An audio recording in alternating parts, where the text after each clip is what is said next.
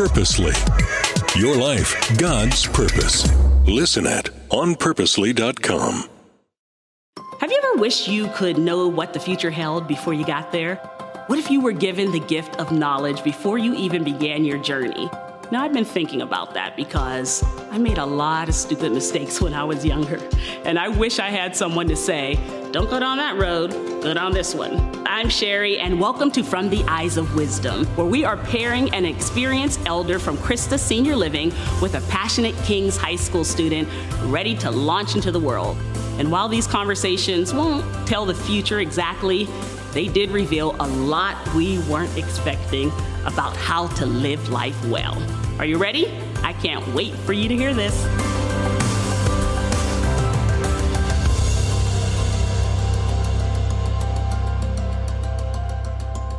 Time for our next episode, and oh gosh, I hope you guys have been being blessed so far because this has been amazing. Now we have Bob here and Ben. So Bob was a pastor for how long? Well, I started in 1965. Okay. You gonna make me do math, Bob? Sure, my dad was born. How's that make you feel, Bob? Well, I retired from pastoring in 1994. Okay. Ben is interested in ministry, but I was reading your story, so you're it's ministry or engineering, right? Yeah, I'm leaning more towards ministry at this point. Okay. Engineering is kind of losing its hold on my life. All right. So give me a little bit about your life, Bob. I just want to get some background on you. So as a child, you had some tragedy, right? Your mom died when you were early. Yeah. When you were young. I was 14 months old. Yeah. Yeah. My dad was a career sailor. Okay. And I was born in San Diego, or National City, which is the same thing. Mm-hmm. And then she got sick and came up here, and he came up with her, of course. Mm-hmm. He got on leave. Yeah. And she didn't survive. So how old were you? 14 months. Okay. And then your dad, was he involved in your life, or? Well, he started to, and then he contracted tuberculosis. Wow. And that's before they had streptomycin to cure it. Mm-hmm. So I didn't see him. Well, I think he came up there a few times, and then he was in a sanitarium down in the southern part of the nation. So raised by your... I was raised by my aunt, a widowed aunt, who was taking care of my grandmother. Mm-hmm. And so my grandmother didn't speak English. She spoke Norwegian. Oh, wow. Yeah. Well, Paul's was a little Norway, you know. Mm-hmm. Or, wow. well, maybe it's a little Sweden to some people. Uh-huh. Yeah. So this is what was interesting about your story when I was going through it. I thought, to have that kind of tragedy when you're young... And still, when you were a child, and you would say even into maybe junior high, you were active in the church. The church was a kind of...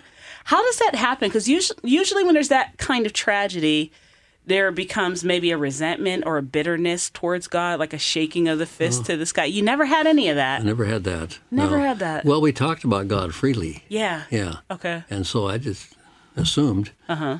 And then when the war hit, then my aunt got a full-time job downtown. So we divided our house in two because they needed people, places for people to live. Mm-hmm. So a family came out from, Sioux City, Iowa. Okay. Yeah, I remember them well. Two boys, and they found work out here because there was a lot of work here. Mm-hmm. And so they lived there. So I had some kids around, and always had kids around. When did you feel like you were called to the ministry? Oh, man, it was crazy. I don't mean that in a bad way. Yeah, right. Yeah, but we'd have a missionary come. Okay. And I can remember one came from Congo. There's not the Congo now, but it was then. Oh, I told my aunt, I want to go to the Congo. You said that? How old were you? Oh, 5 or 6, I don't know. Okay. 7, something like that. Okay, so let's say, you're going through junior high school.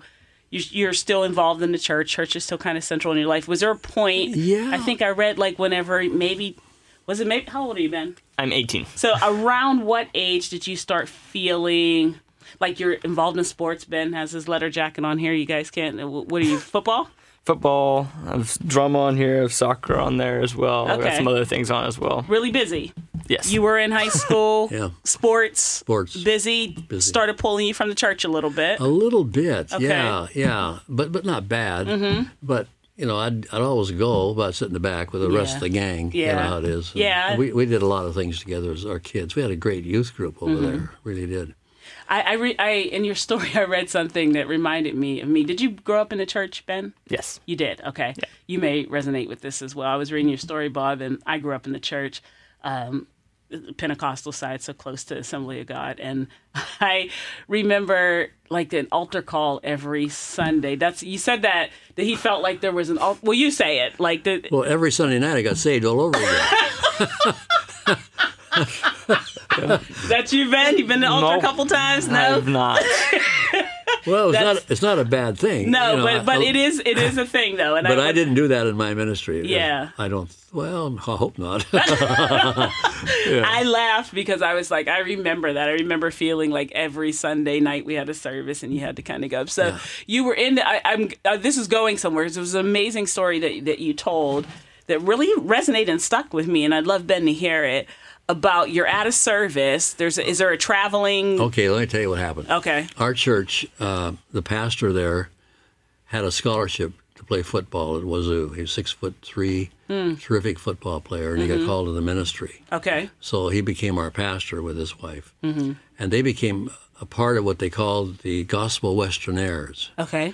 Reuben Corpy and his wife were musicians. Singing group. He was in town at the church preaching. And so I thought I'd slip by, and I had my Letterman sweater on. Yeah, had his letter. Okay, now, how old were you? You think 17, 16, 17? I don't know. I must have been about a sophomore or freshman. Okay. I had my Letterman sweater on, and the altar call came, so I just slipped out. Was walking down the road. You left church? Yeah, I left church. Okay. Slipped out, walking down toward the downtown of Paulsville. And I hear footsteps behind me. And I went, what's going on? I turned around. Here's Corpy, the pastor, or the evangelist, coming after me. Chased you out. Oh, man, now what's going on? But all he did was he said, hey, when you're playing basketball and you try to make a shot and you miss it, you go sit down. I said, no. You don't do that. You either try to get the rebound or you get it and pass it to somebody else or something. You're still in the game. And that's the way it is in your Christian walk. Something goes wrong, don't worry about it. You make a mistake, don't worry about it. Pick it up, go keep forward. God's still with you. That turned me around. Love that. Man, you got that? Yes. Oh, when I heard that, Love I was like, I love that. You don't just sit down. Analogy. What do you think about that? Tell me what you think. It's a great analogy.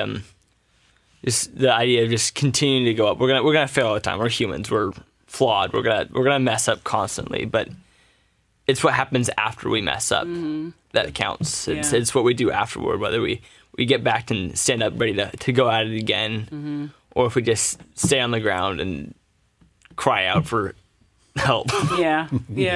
I love that. So, Bob, that turned your life around. It did. Okay. It did. So you became a little more active and... Yeah, and more involved in the youth group and et cetera. And so I really felt called. Yeah. I really felt I was going to be in some kind of ministry. Okay, so then you go to Bible college, So I went to Bible college. It was just a small college then. Northwest was just a little college. Northwest, it was called Bible College then. Okay. And now it's a university, of course. Okay.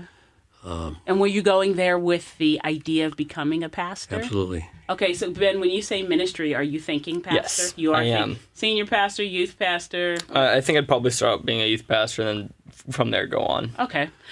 So, Well, I had that idea too. oh, did you? Yeah. But I'll tell you what, I met a girl. I was just going to ask you about that cutie at the registration table, Bob. I heard about her. Oh, my goodness. She was the cutest thing you ever saw, with a big smile, personality, and I didn't know that she was really a high IQ. Okay. But in school, I would go into the guy who tested all the kids and check out how smart the girl was before I'd date her. I was a junior; she was a freshman. Okay. And she was at this particular table, and was you go as you in registration you're going everywhere. Right. So this was a new table, and because a lot of the kids weren't going to church, and the pastors around were saying, "What's going on over there at that school? How come your kids aren't going to church?" So I thought to myself, well, I'm going to pick a church that's off limits. Okay. Yeah, because I knew that a lot of faculty went down there. It was downtown. The pastor was Brother Ralph or something. Okay. And they had great music. And we'd go down there, and I remember I used to go down with one of my roommates who had a terrific voice Okay. and a terrific ear. And he'd sing all through a song off pitch. Oh, wow.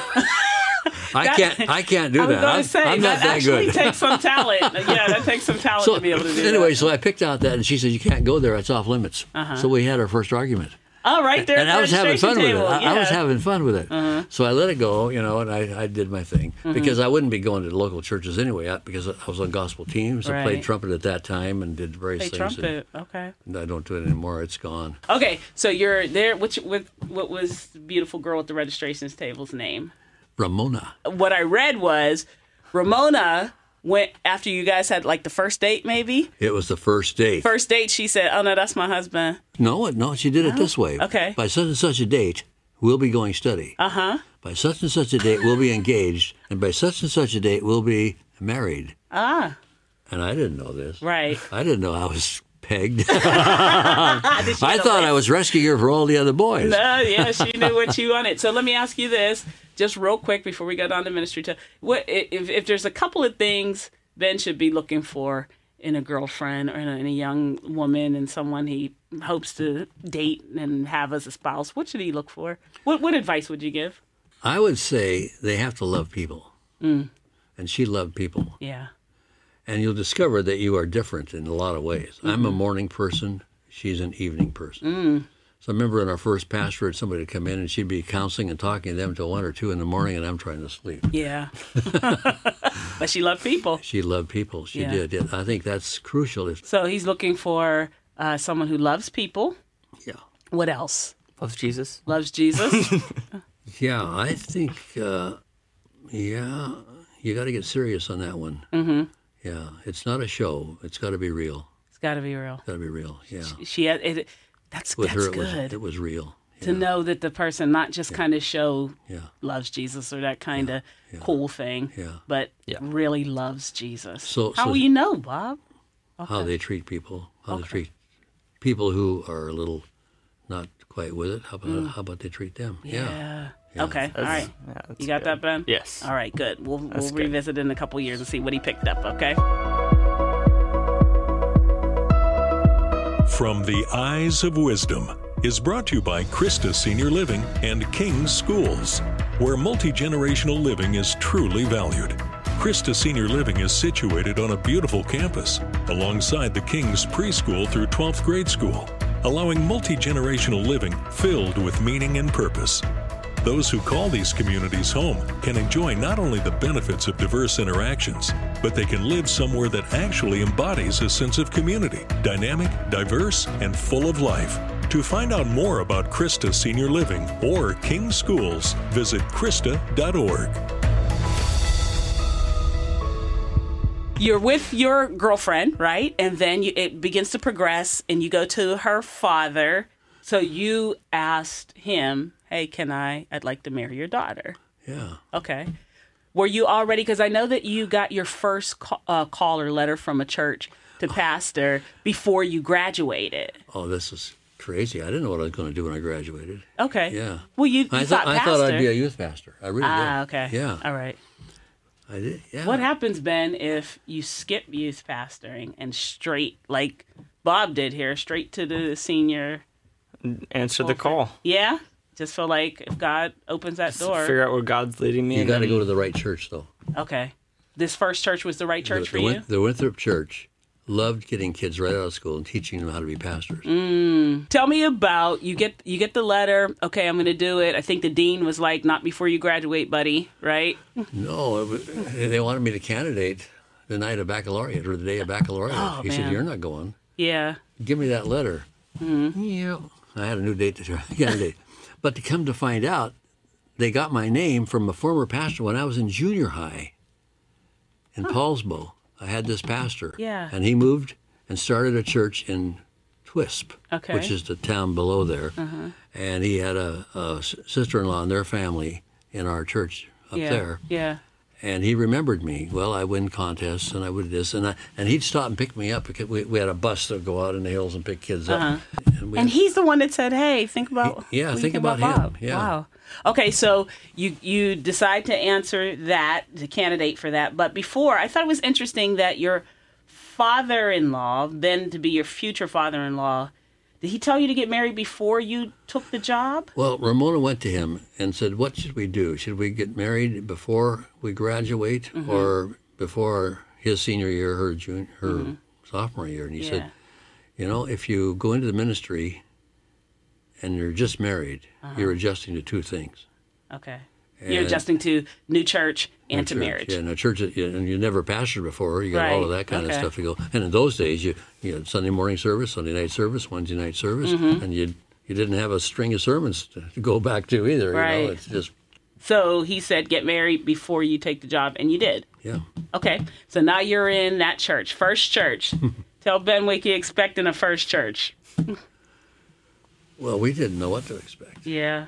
But we discovered that the people were really great, and they provide. You know, I averaged $22.50 a week. Okay, now let's turn to Ben now. How's that sound for a salary? Well, $1 was a lot more than. Yeah. So what are you thinking? I know that God's gonna provide all that I need. Mm-hmm. So I'm gonna have to trust in the fact that I might not have it. All the money all the time. Right. I may not even be living off much money that I'm getting from myself. Mm-hmm. But I have to know and trust the fact that God's going to have to provide for that. Okay. And you saw God's provision, right? Oh, absolutely. I mean, the people, well, for example, our car, the motor went out in our car. What do we do now? Mm-hmm. And we had gone to a meeting where a fellow named McLaughlin was speaking, Assembly of God. Mm-hmm. And I don't remember the sermon, but I remember he saying, "You're just before getting it." Mm-hmm. You know what I mean? Yeah, just before getting it. The blessing is there. You're just going to be coming. All of a sudden, we go down to the post office, and there's a check for $200. It bought me a new motor. Just before getting it. Just before. That was amazing. What are you most thankful for over your time in ministry? That God put up with me. Yeah. Used the talents I had, the abilities I had, helped me grow, because you have to grow. Mm-hmm. You have to go to things, The people, great people.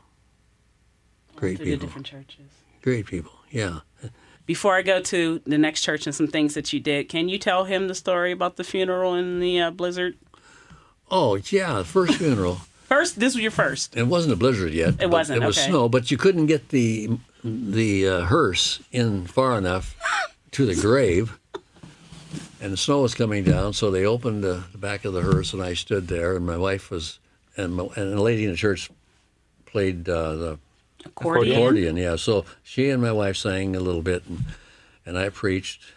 Out in the snow? Out in the snow, cleaning it off my Bible, and gave him the holes. Yeah, Kit and Caboodle gave it to him. Yeah. Okay. Yeah, I had an audience, captive audience. Right? He's not going anywhere. You're right. Okay, so you're at that first church. I think you go to another church, and then at some point you end up at a church in I don't know how to pronounce it, Spokane. Yeah, Spokane. Spokane. Oh, okay, so you end up there. It was a home missions church. The guy before me had started it. Okay. And so I picked it up after that. Is this where Night Walk happened? That's where Night Walk was. All right, listen to this, Ben. Night Walk. I was a member of Night Walk. It's a program where we would, of ministers of all denominations, and we would hit the streets at night alone. I carried with me a roll of quarters in case I had to. In case it went down. Protect myself. Yeah, I forget. But I would talk to people on the streets. I would go into the nightclubs. Yeah. And the Ridpath roof was the fanciest one. I'd get up there and wherever, and I'd go into taverns and sit down. What were you doing? Were you just sit there, talk to people? Yeah, yeah. And if someone got a little rough in a tavern, they'd say, "Hey, leave, be good," So okay, Bob. Because I wore a turn-on collar. Okay. And we had Catholic priests, and everybody was in that. And it was a great thing. Ben, you It's hard to comprehend at 18, but that is part of the ministry. Yep. So a lot of times in our social media era, in our just media overall era, the picture of ministry and pastoring is kind of shiny in its presentation, right? Like you have your skinny mic on, you have your little, skinny jeans on sometimes, depending on who you are, right? And it's oh gosh, guys, don't take this the wrong way, but it can be performance based, right? And so what really struck me with your story, Bob, the actual griminess of ministry. Yeah. What do you think ministry is? When you say, I want to be in ministry, what do you think that entails? I want to reach out to people and show them that God loves them even though they don't love God. Mm-hmm. And that there is a better life if you choose to live it. A life that is full of joy, full of goodness, full of peace, full of life. Yeah. Okay. You don't have to be perfect. Yeah. No. Was that odd during that time for you to be the person to be hitting the streets? No. Wasn't? No, I loved it. You loved it? I loved it, yeah. I did.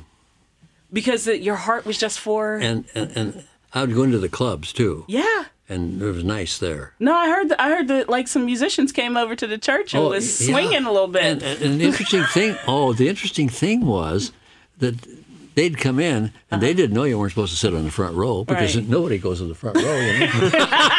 Fine, come on down. They'd walk right down the aisle and sit in the front row. Yeah. Okay. That's when I was listening to the story, Bob, it felt so exciting, even though obviously, rolls of quarters, people with guns, pimps. All that notwithstanding, it's exciting in a Book of Acts kind of way. Yeah. Where like there's just this life of the Holy Spirit that's happening, and people are coming in people are being converted, and you're seeing it. That had to be exciting at that time. Yeah, I'd also go to the emergency wards. Okay. And sit there. Okay. And one day this lady came in, and she'd been one of my kids' second grade teacher. Uh-huh. And there was something really serious with her daughter had happened, and she was concerned and all kinds of stuff, and able to comfort her. Mm-hmm. And, the reason why I love this, again, Ben, and I'd love to get your thoughts on this. This is not the picture of ministry and pastor that I think that we have right now. But that, to me personally, for whatever my opinion is worth, is actual ministry. Yes. Because it's the thing people don't see, right? So now we have, people preaching on TikTok, people preaching on Instagram. All of it's wonderful, fantastic. I'm glad they're doing it. But that, in the emergency room, at the tavern, where the pimps are, that's the real stuff, because nobody's going to see that work, but that work has to be done for what you said, right? I want people to know that God loves them even if they don't love him right now, right? Yeah. Was there that time where you're like, I don't want to do this anymore? Never. I would like for you to, I'm going to give you this card. That's you, Ben. Okay. Okay. Thank you. Ben, leaning towards ministry. Okay? Good, yeah. What is the one piece of advice you would give him, not just for ministry, but for life? He's going to have that card. He's going to have that card when he takes his first pastorate job. He's going to have that card when he takes his 8th pastorate job. He's going to remember Bob said this. What is the one piece of advice you would give him to write down and take with him? I would say just trust God. Just trust God. He's got you there. He knows your name. And he knows what he wants to do through you. And he'll do it if you let him.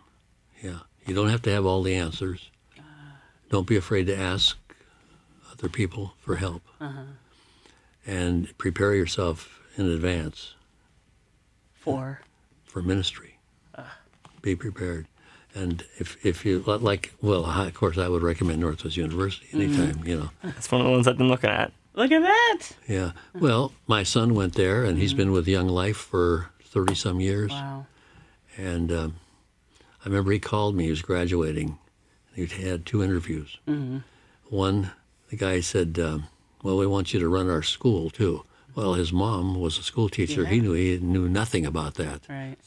And then the other guy, Kai, asks him, what do you do to reach the kids in the community? He says, well, we don't want you to worry about the kids in the community. We want you to take care of our kids. Well, that didn't sit too well because he had done his internship with Young Life. Yeah. And it was a split thing because he was on the basketball team and, Yeah. that's how it goes.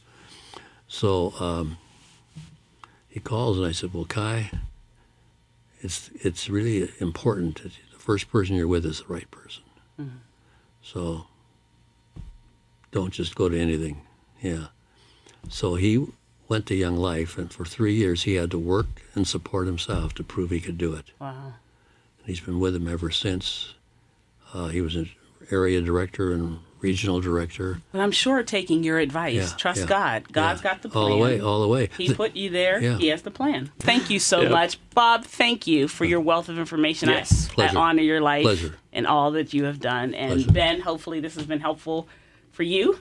And that kind of gives you some more information about where you feel like God's leading. Oh, yeah. He's a preacher's kid. Oh, yes, I am. Love that. PK, they call him. Born and raised, baby.